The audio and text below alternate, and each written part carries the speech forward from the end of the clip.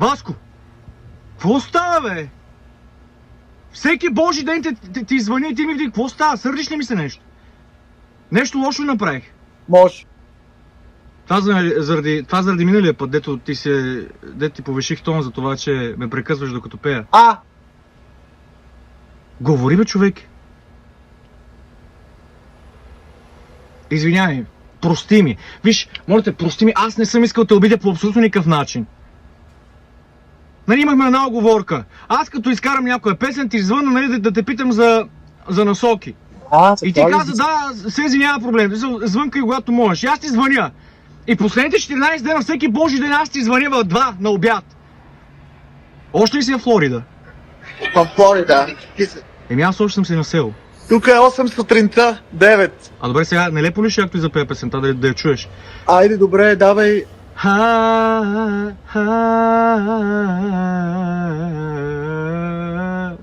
Ах, как умирам да ме иска. Не ме прекъсвай. Абе, защо флиртуваш с мен? Аз съм вече омъжен човек, моля ти се. Ах, как умирам.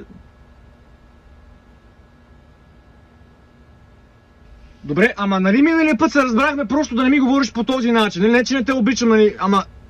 За това ли? Стига! Единствено нещо, за което те моля, истински от сърце, моля се на Тангра, на боговете, на Кришна, на всички, само моля те, не ме прекъсвай.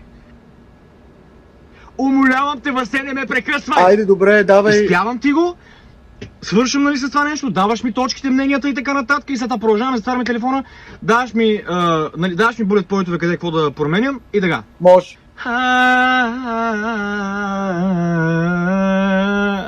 Ах, как умирам да ме искаш.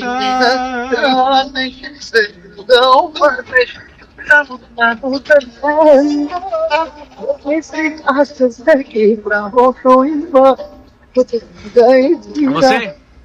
стой!